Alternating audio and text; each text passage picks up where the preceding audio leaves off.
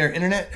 Welcome back to another episode of the Scamperlander, where, if you haven't been paying attention, I'm taking my very neglected 1988 Scamp 13-foot and converting it to a capable off-grid, off-road camper.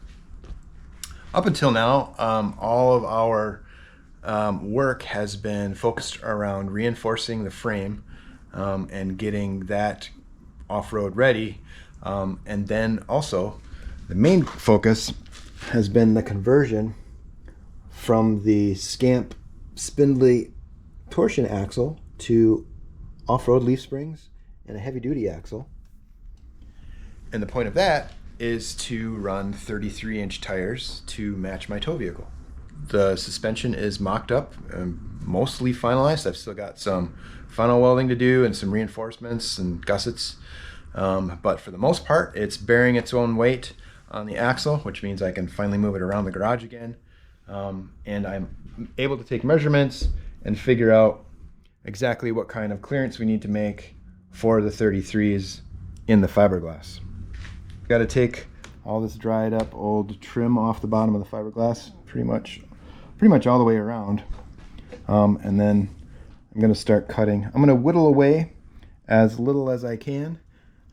This mark right here is the full stuff of the tire, I think, is with my rear suspension. Obviously those mounting bolts will be cut down and there will be a bump stop in there. But if at full stuff all the way up, it's right about there. So that's going to be kind of my go-to point at this point. And the other cool thing is that spot is actually below the top of the stock fender well for the little tiny tires. So I was a little bit worried about that. If the cut got too high, then it would start getting into like the bed platform, etc. So that was a really good news that I could finally measure and confirm that we would be in a good spot. So yeah, I'm gonna start cutting things out and making big holes.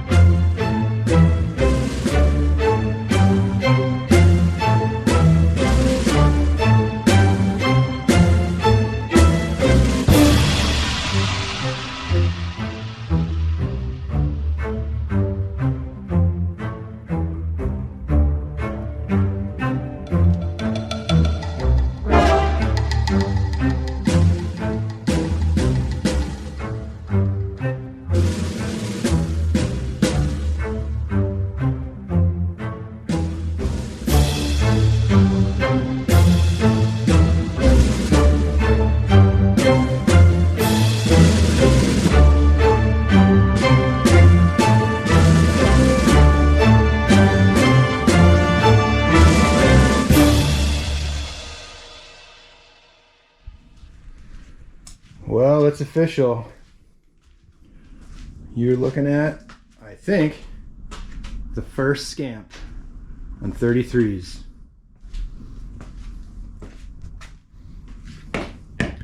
Just a little tiny bit of poke.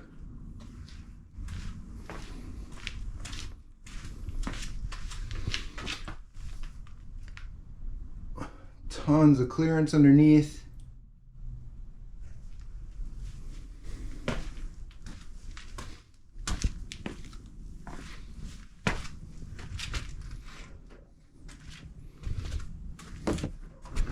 Definitely going to need a step. but the floor is right at knee height. So I think this is actually lower than most full-size RVs. Here you can see my clearance on the inside. Just as a reminder, this is the track width of the tow vehicle of my FJ. The axle is paired to that. The other fun thing is, you can see here, this is the remainder of the original fender, and this is just below it. I don't know what they had such a deep fender well in here for those teeny tiny Scamp wheels. But super stoked. Super stoked.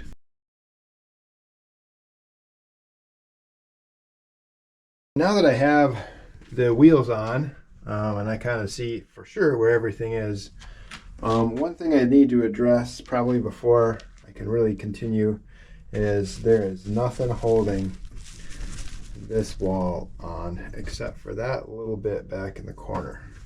Everything else is just kind of resting on the frame up at the front all the way until I get back to here with this mount that I put in back when we redid the floor. So now I need to duplicate that on the opposite side.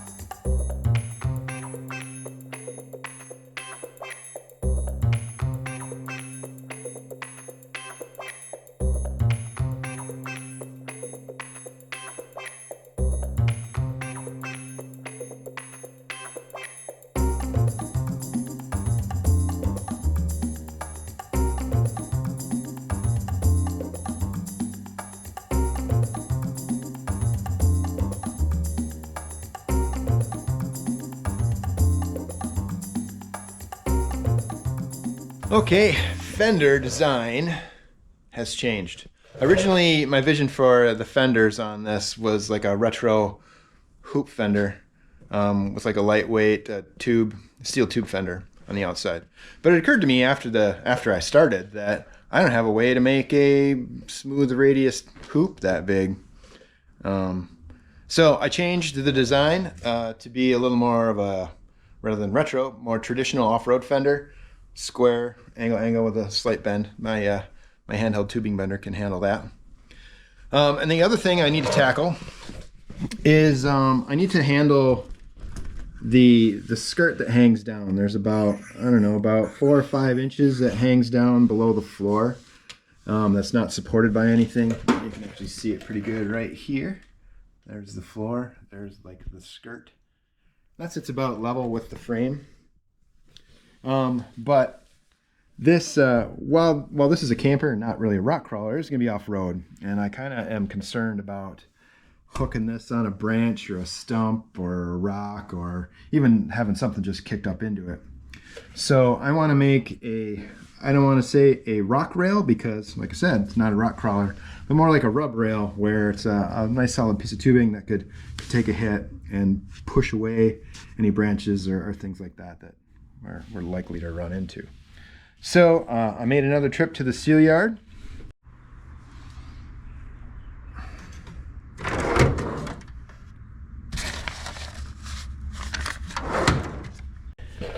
Got a bunch of tubing.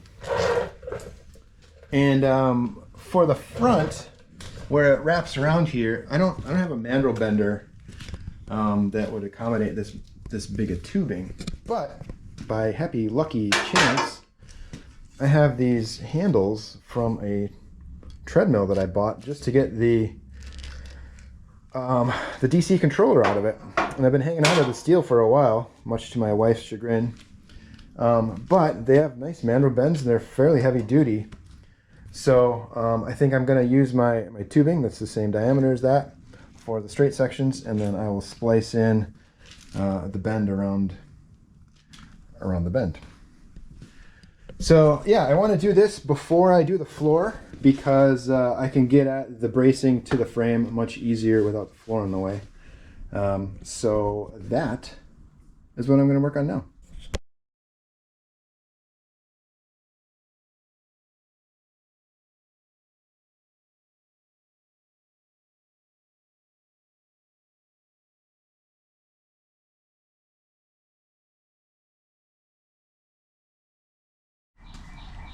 Okay, I'm working on the rub rail, and I had a little bit extra because I didn't really know where my mandrel bends were gonna come out from the section of handrail I was gonna use. So I thought I would experiment with a little bit with pie cutting.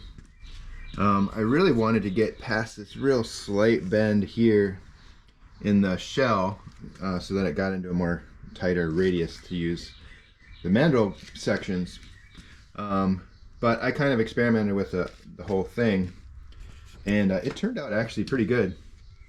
I wish in hindsight I would have continued it all the way over to the frame rail, but my original plan was just to have a section to about here and then splice in the mandrel section there. So I think I will do this on the other side, and I thought I would kind of walk you through how it works. It's actually pretty easy if you have a larger diameter tubing that you don't have a tubing bender for, or any diameter bend tube. If you got a cutter and a welder, this is pretty slick. I have my setup here. The most important thing probably right off the bat is to make sure that you've found your final position for your tube, because if you start cutting in the radius and you move your tube in or out from where it's supposed to be, you're gonna change what the radius is needed to be. So if you're trying to carve a radius way out here versus way in here, you know, it's just like a car going around a corner.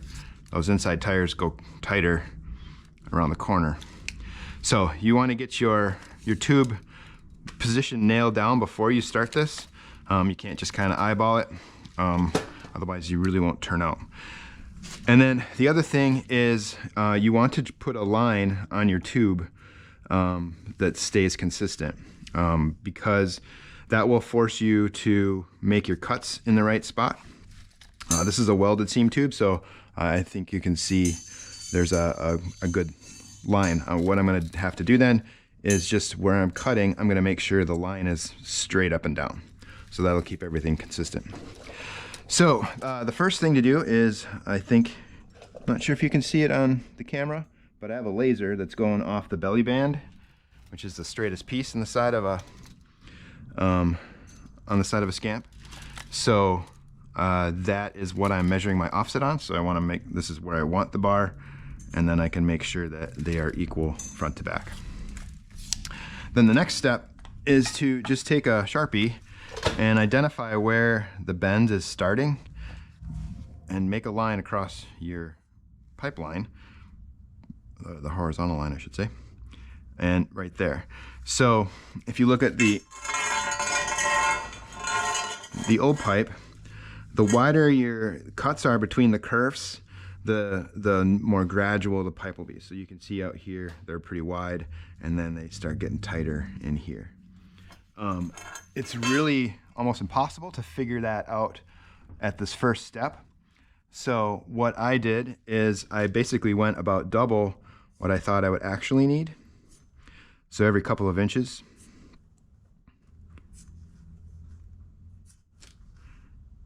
And I sort of eyeballed from this position, just kind of did a ballpark of how long of a arc this needs to be. So I came up with about 15 inches. So this is easy to adjust later, but that's kind of my first setup. So the concept is that, kind of like taking out pie pieces, we're just taking our saw, whatever it is, and cutting a kerf into each of these lines. and then you can just take the pipe and it'll actually bend until that kerf touches, and then we go through at the end and just tack them all in place. And finish weld all of these, just zip, zip, zip, zip, and smooth it all out with the flap disc, and it looks like you did a mandrel bend. So that's what I'm going to do here, is I'm going to go through and cut these wide kerfs first, and then come back over with my gradual turn, and then I will split these in half where it needs to tighten up because we have a decreasing radius. Real mellow, and then it tightens up on the corner. Okay, the next thing we need to do is set up our chop saw. The main thing that we want to avoid is cutting all the way through the pipe. So what I'm going to do on the chop saw is make sure that I can't. What I'm going to do is take just a piece of 1/4 inch scrap, you can use whatever, and you bring the saw down just until it touches. And then I think most chop saws have one of these, a little stop. So this will prevent you from moving the saw past that point. So back here, when I take my spacer out, it stops me from cutting all the way through. You can still do this with a hand saw, a hand grinder with a cutoff wheel. The chop saw will just let you be a lot more consistent and a little bit safer as far as cutting all the way through. Okay, got the pipe in, lined up with our first kerf, and notice that the seam is straight up and down. So I'm just going to make sure that stays up and down through all my cuts.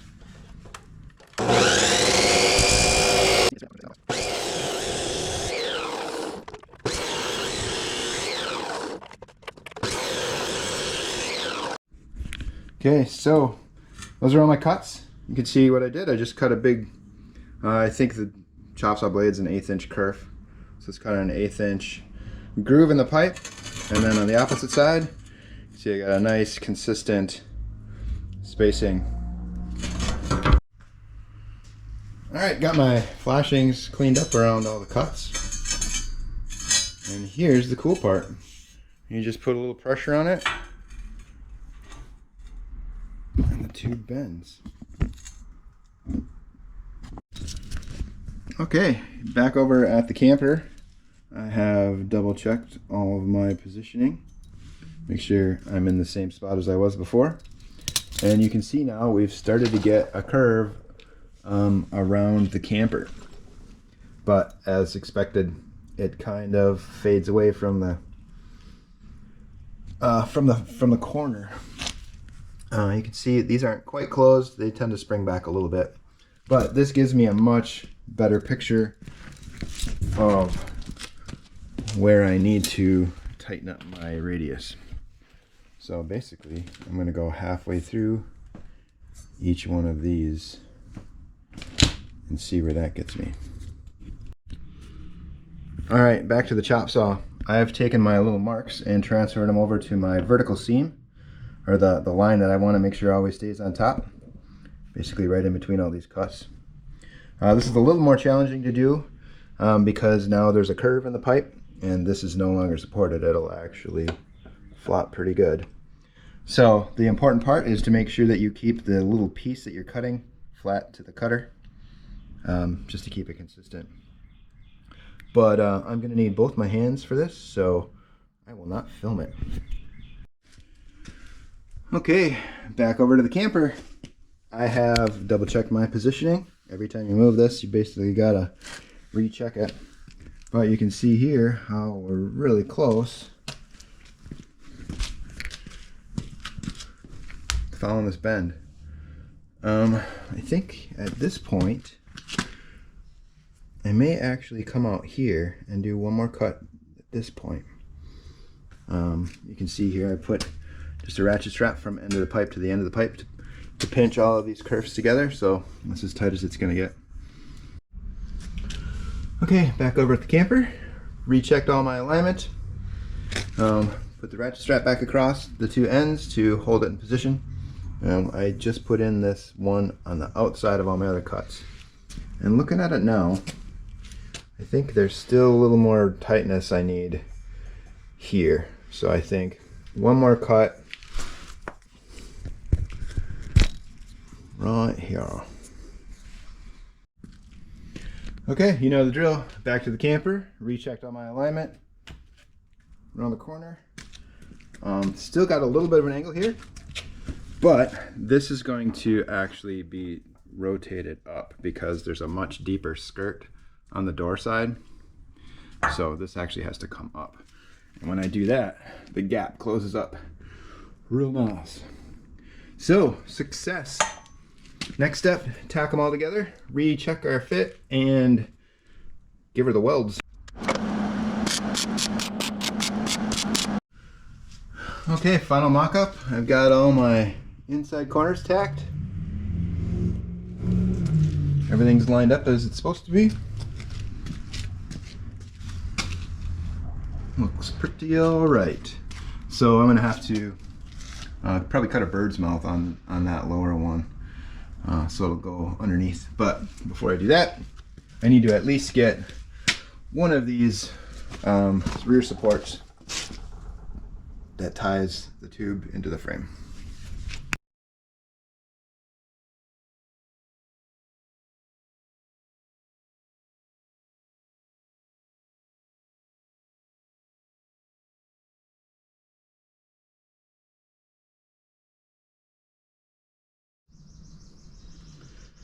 All right, rub rail on the passenger side is tacked in. Only got a couple of tacks. Definitely gonna need some more bracing in, but I've got 3 frame attachments at this point, and it's already pretty darn stiff. Okay, a little status update. I put the tube fenders, inner fender wells on hold because I couldn't think of a good way to actually finish the back half of it while there's still this crappy OSB floor. So I've really just been focusing on the rub rails. I lost a bunch of footage because I was in the opposite mode where you click the button to record and it was actually already recording, so you stopped recording and then hit stop and it actually starts recording. So there's a bunch of stuff fabbing up the rub rails that I don't have. But off camera, I've been getting them mounted, and it's been a lot of fidgety work that is honestly not fun to do, let alone watch on video. So I didn't really record much, but I have all the bracing done for the rub rail. Got the front corners triangulated. They ended up very strong. I think I could pretty much pick up the entire trailer with it. Okay, I think that's probably enough to wrap up this episode. The main goal here was to get the fender wells cut out so I could get the 33s mounted, which I'm fairly certain is a world's first. If anybody's got any links to anybody who's done an actual leaf spring conversion on a Scamp and fit off-road tires, I would love to see it, because I don't want to reinvent the wheel if I don't have to. For my videos, I like to be a smart aleck at the end and talk about the things that I've learned, but this time I actually have a few things that I learned that would probably be useful to anybody else considering doing something like this, or some of these conversions to their Scamp or a Cassida or Bowler. So I've got a list of 3. Number 1, if you're going to do a leaf spring conversion, don't use Tacoma springs. There's nothing wrong with them. They're perfectly fine. The weight rating is just about ideal, but their main drawback is that they're metric. I actually want to do everything in this metric because my tow vehicle, the Toyota, is metric, and I don't want to carry 2 sets of tools. But the problem with metric is there's no off-road support for it, at least here in the US. The 14 millimeter bolt that is used for the leaf spring mounts is technically only 0.25 of a millimeter smaller than a 9/16 bolt. So you can run a 9/16 bit through the bushing and run 9/16 hardware, which is what I'm going to do. But that leads me to number 2, which is don't use 9/16 hardware. Just about every trailer you're going to buy off the showroom floor is 9/16. It's super common in that regard, but as far as aftermarket goes, there's nothing for that.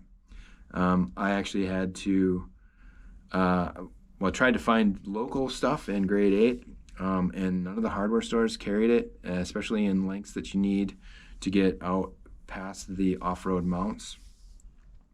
So I ended up ordering a set of bolts, I think for $5 or $6 a bolt off of eBay, just because I couldn't find anything aftermarket or in local hardware stores.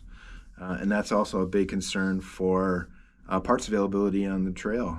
If you run into an issue and you need to find a part in a pinch, there's not any 9/16, and there's definitely not any 14 millimeter. So in hindsight, I would go with the kind of the industry standard for off-road stuff is 5/8. I think that's basically why they go with 5/8. 5/8 is crazy strong. It's probably overkill for almost everything, but it's available in just about any hardware store, Tractor Supply, or even just a farm supply store. 5/8 is ubiquitous, especially in grade 8. So there's a lot of peace of mind there as far as doing a trailside repair. And then the third thing that I would say in hindsight, even though I was heartbroken to have to do this originally, with hindsight, I would say you should actually intentionally take away this lower frame, brace it up like I did in my previous video, cut out the lower frame, and weld in a stronger lower tube in the same dimension. If you're considering this job, it's not small, and you've obviously got some fab skills, so it's not that big of a deal in hindsight.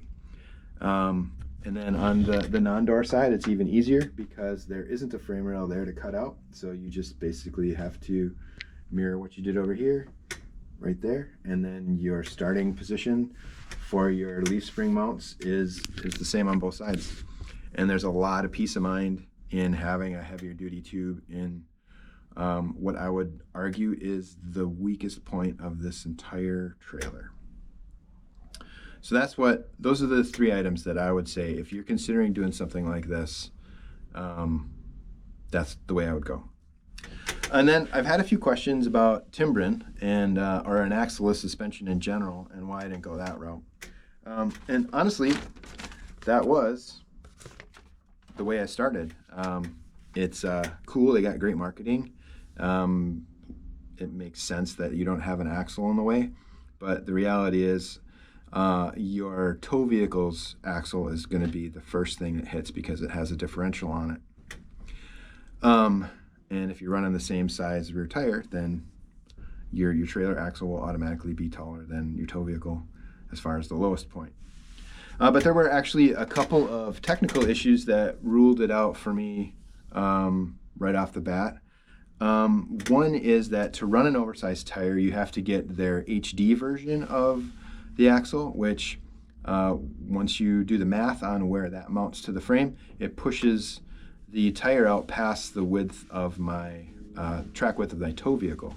And if you'll recall one of my first videos laying out the goals of this, that was one of them, is the trailer needs to have the same track width as the tow vehicle so that if I'm making tracks through snow or mud or sand, the trailer follows the ruts I've already made rather than trying to make its own or swapping back and forth between the ruts that I already made.